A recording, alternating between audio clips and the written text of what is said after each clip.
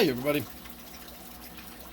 this is the large angelfish that I have in my 55-gallon Gourami tank, and I'll admit right now you notice the angelfish much more than you notice the gouramis in this tank, but this has been my Gourami tank forever, and so it's just my Gourami tank. I think of that as more of a name of it than a description of the fish that are in it.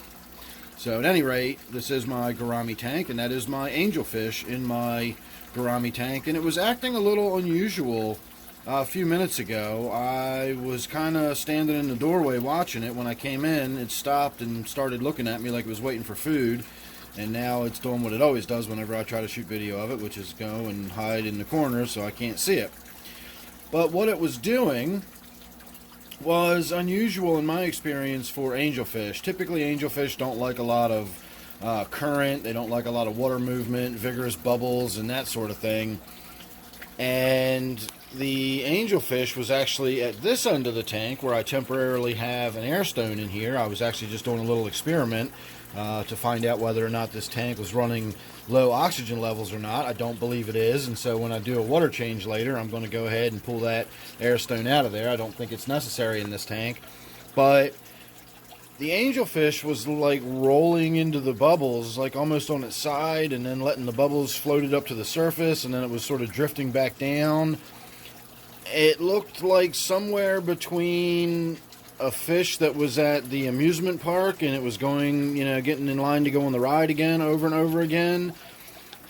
And it also kind of looked like a sick, dying angelfish that was sort of drifting to the bottom and then getting caught in the bubbles and, pushed up to the top, and then it would drift to the bottom and get caught in the bubbles. And so I watched it for several minutes, and it was clearly swimming, but just in such an unusual way. I've never seen an angelfish doing anything like that before.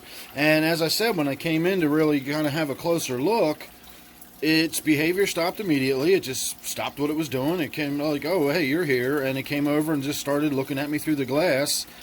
And for a moment, I thought it was possible that it had kind of swam to this end of the tank and, maybe swam across the back where it's a little more open, and then once it got to this end of the tank, it was sort of stuck there because of all this thick vegetation in the middle. That is that's a lot of fish and a lot of fins to try to swim through an area.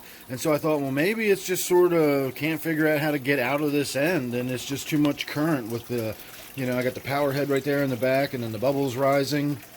So I reached in to try to, I pushed the plants back to give it a path to swim across the front. And of course, as soon as I put my hand in the tank, it went down in the bottom and was hiding in the corner and, doing what fish usually do when you stick your hands in the tank. And so I left, and I, did some stuff in the other room for a few minutes or whatever. It wasn't maybe 5 minutes. I came back, stuck my head back in the room, and the angelfish was down here behaving perfectly normal, just kind of swimming around. This is the end of the tank it usually hangs out in. I guess it's got more room. And now again, it's behaving perfectly normal. So we are going to do a water change and a little bit of tank maintenance. It's kind of a rainy day. I'm not really sure if I'm going to be able to get out and do anything. So in the meantime, I'm going to get started on doing some work around here in the fish room. And we're going to call that the opening segment. We'll do a before and after. I don't know when I'm actually going to do the water change, but we can consider this part of it the before section. Alright, and here we are a few hours later. I got in there and did a fair amount of tank maintenance today. I changed the filter, which really was not that bad. I was kind of expecting it to be really horrible and nasty looking, and it just wasn't. So it doesn't seem like it's been that long since I did a filter change, although I'll be honest, I could not even tell you when the last time I did one on this tank was. I don't really go by any kind of schedule. I just go by when I feel like doing one, and with the kind of fish I keep and the way I maintain my tanks, it's not really that big a deal if I wind up putting it off for a little while. But in this case, it doesn't seem like it had been that long at all. The filter was not very dirty. I checked the nitrates in the tank. They were up in the red, but after the water change, I brought them down into the upper echelon of orange. So we're still probably close to that 40 parts per million after the water change. But for this tank, that's fairly low as far as the nitrates go. This tank always sits way up there at 60 or 80 parts per million on the nitrates. So in addition to the filter change, I very obviously wiped down the glass. Got that looking all nice and clean. I went in and removed a lot of the floating Water Sprite. There was a few odd bits of fern here and there, Java fern, that had come loose, were floating around the tank. I went ahead and removed them, and I skimmed a lot of the duckweed that was in this tank off of the surface as well. And then, of course, I removed the air stone as I said I was going to. So I've been kind of keeping an eye on the temperature in the tank right next to this one, because my tank says 27 degrees. I've got the thermometer, or the thermostat in there set at 26 degrees, and yet it regularly sits at 27 and occasionally will even bump up to 28. And so I took a thermometer this morning, a real thermometer, and I just left it sitting on the top of the tank. And sure enough, it's 27 degrees on the dot.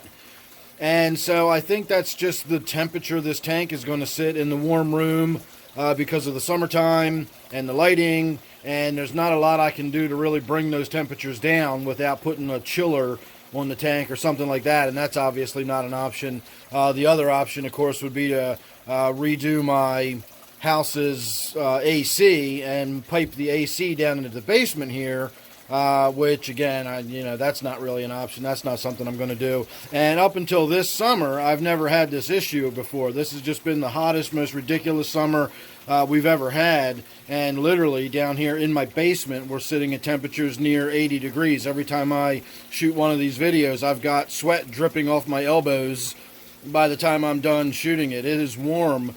And very tropical feeling in here, although the humidity is not terrible. I do have a dehumidifier, and it runs pretty much all the time, and that keeps the humidity under control, but the dehumidifier also pumps a lot of warm air into the basement, and that kind of contributes to the problems of my tanks running really warm.